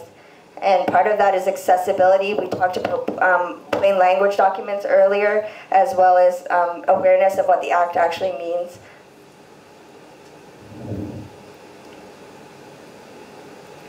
So for our breakout sessions later, I'm sure the moderator will help you with your groups, but some questions that I had were, what ways can we collaborate on these ideas, and what ways can CERD help progress climate transitioning and ensuring economic development at the same time? That's it. Thank you very much. That was very enlightening in terms of the discussion that we have, and in light of, for Tanzania's context, developing a national legislation that addresses climate change. Madam Valeria, are you ready? She's going to speak in Kiswahili. I'm sure she'll be touching in the area of capacity building for the local communities. Karibu. Mchana kama imetambulishwa, in this discussion I will use Swahili language, na kama ambavyo wawasilishaji wengine waliokwisha kupita wamezungumzia swala la mabadiliko ya tabia nchi. Hii imekuwa ni ajenda ya kidunia ambayo pia sisi kama taifa tunaipitia, na madhara yake pia yameweza kuathiri kwa moja ama si moja kwa moja kundi la wanawake na makundi mengine maalum katika jamii, yakiwemo vijana, watoto na watu wengine wenye ulemavu. Lakini sasa ni nini ambacho tunakiona kinaweza kikawa msaada ama tunafikiria ili kuweza kulenga pia maendeleo? Tuangalie jinsi gani haya makundi yanaweza yakawa yanashiriki kwenye swala la utatuzi wa hii changamoto.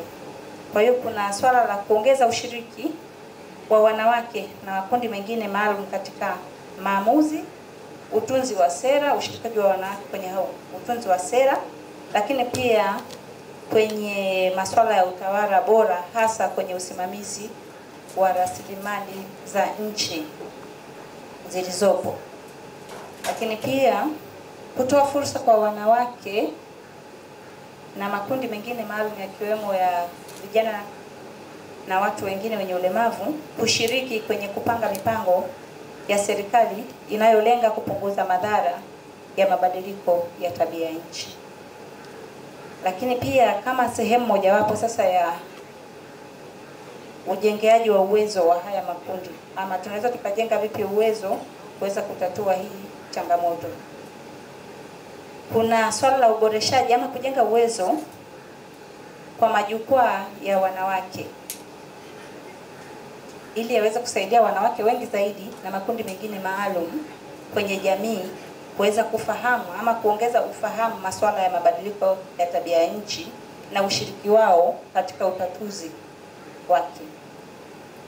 Ifahamike tu kwamba katika level za halmashauri ama na level za ngazi ya chini kabisa, kwa maana ya vijiji, mitaa na kata, tumeweza kuanzisha majukwaa ya wanawake ambayo yanatoa fursa kujadili masuala mbalimbali ambayo yanaweza yakapunguza changamoto, ikiwemo hili swala la mabadiliko ya tabia nchi.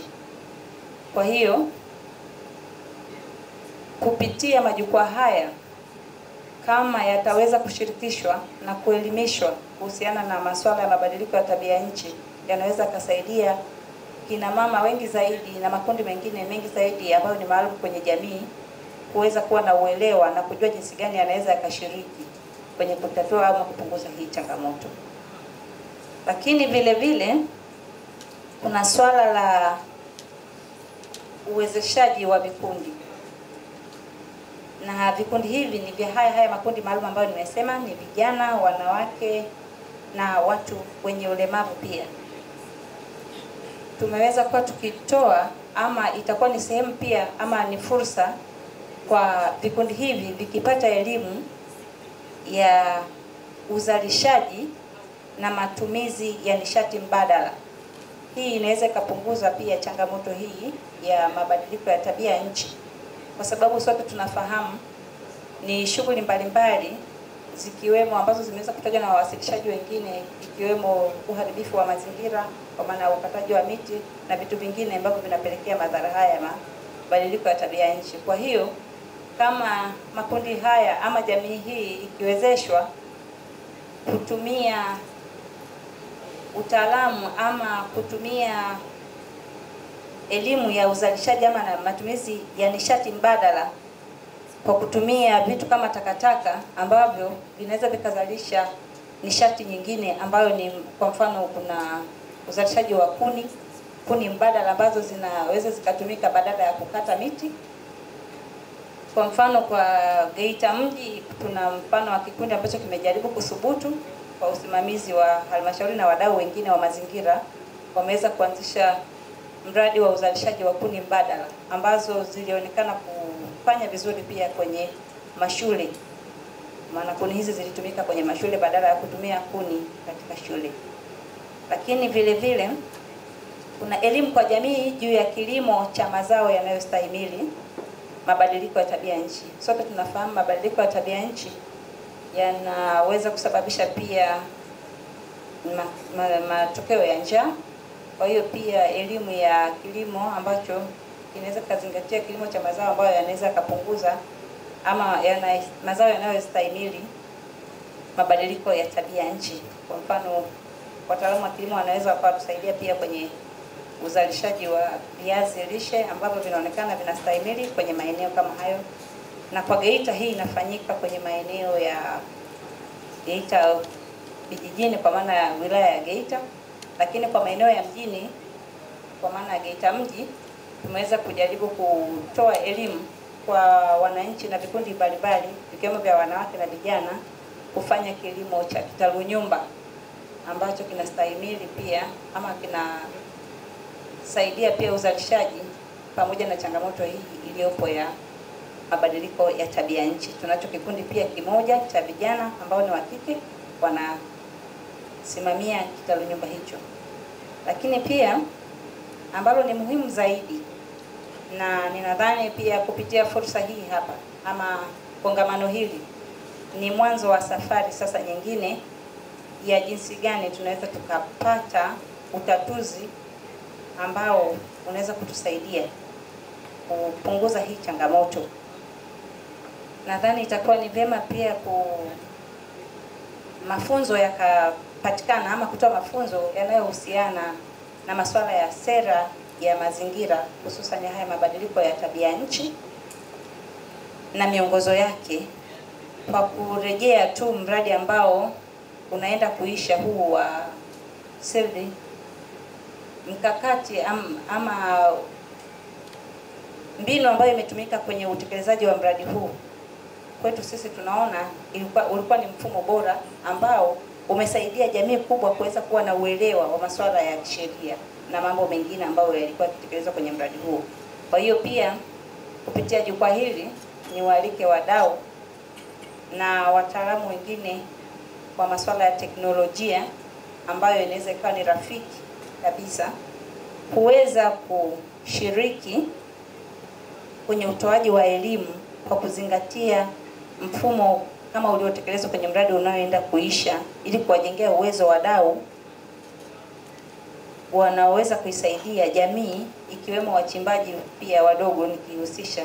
Kwa mfano ukimwelimisha mchimbaji mdogo kuhusiana na matumizi sahihi, labda kwa mfano tunafahamu wachimbaji wadogo wanatumia miti pia wakati mwingine kwenye kuimarisha mashimo ya, lakini kupitia fursa hii wanaweza wakapata elimu sahihi na mbadala, badala ya kutumia miti wakatumia nyenzo nyingine ambazo zitawezesha shughuli zao kuendelea kwa matokeo yaliyo bora, jamii ikawa salama, lakini pia mazingira yakawa yametunzwa. Nashukuru. Wow, that's very, very informative. Should I call them observations or presentations? I liked how you, towards the end, concluded by actually linking the whole issue of climate change with the sector that we are talking about right now in the area of mining. And your call to stakeholders regarding perhaps having education programs, following the strategies that this current program has been using to actually educate small miners in the area of, I would say, sustainable mining, maybe activities, but towards contributing in the bigger picture of not being a contributory agent to actions that lead to drastic climate, environmental degradation and climate change. So that was very, very great presentation. I am taking note of all these points, and I hope also the rapporteur will also recap later. I know, before I invite you, I note from the two of the presenters that there was an issue of how we can actually get the local community and small groups to participate in development of policies. There's usually a key question in all areas, even outside the mining sector, when it comes to policy development. Is it bottom up or how do you say it? Bottom up or top down? Do we have people like Isakwisa deciding what are the issues when it comes to the development of the policy, maybe for climate change, and then have them trickle down to the community? Or do we actually start with the communities to discuss these issues and then build up towards a policy that is addressing all those matters and then ultimately legislate in the area? I am taking note of that, and I think it's a key point of discussion when trying to create a future program to address the issue. Karibu, Mr. Luhende. Let me do justice to the old mic. I will start with your question that do we have policies that are top down or bottom up? Yeah. Who have ever seen any of the policies presented in Swahili language in this country? By show of hand. 2. So the rest, you have not seen them or they are not there. So this can tell who have no interest to look at those Swahili.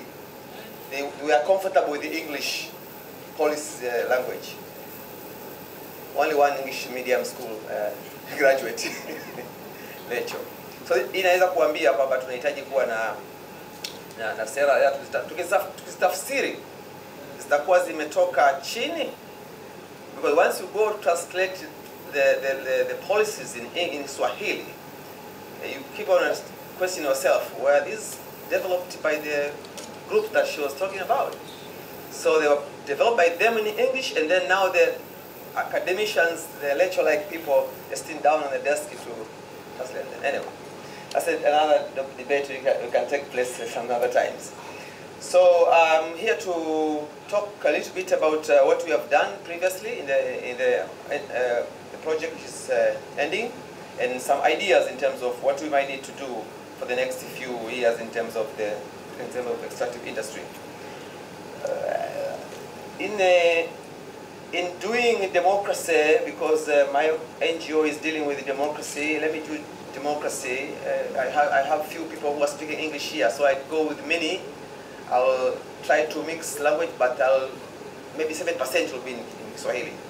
And then I'll leave 30% with Jennifer and the other group. Sawa sawa.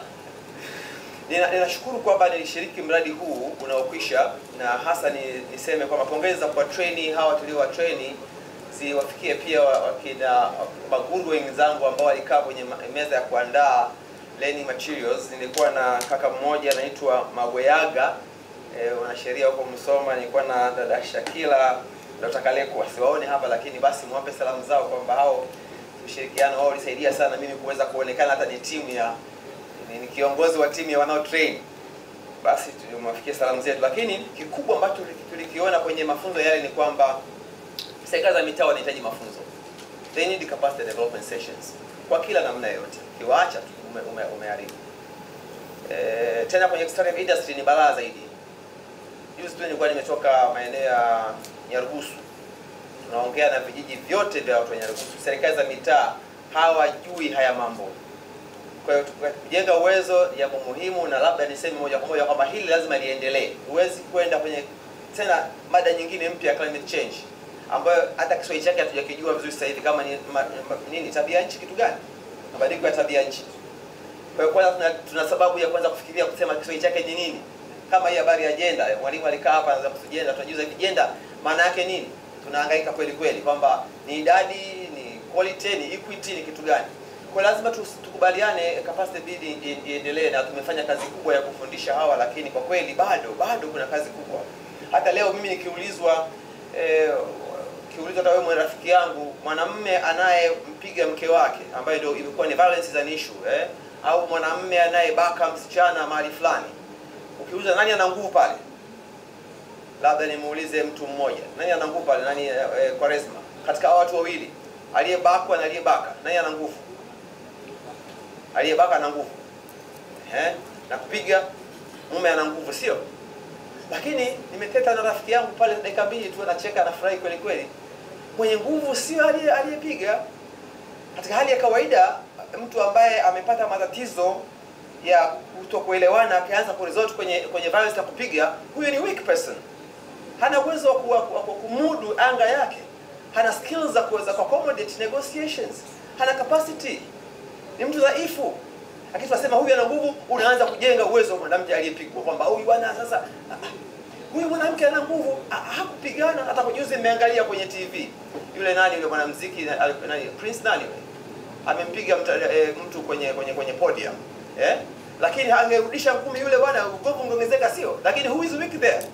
Yule bwana katupa joke kwake, kapokea joke vibaya, akapata hasira, kaenda kupiga. You are the weak person. So that katika train watu wetu tusaidiane. Nimeambiwa kazi yangu pia ni kupeleka hii message down level. Tusaidiane kukubaliana kwamba hata hawa wanaume tunasema wana nguvu, actually hawana nguvu. Watengeneze madarasa yao maalum ya kuweza kuaccommodate hizo hasira zao, mabavu yao na kadhalika, waweze kuishi na hawa watu vizuri. Sababu jenda ni habari ya mahusiano.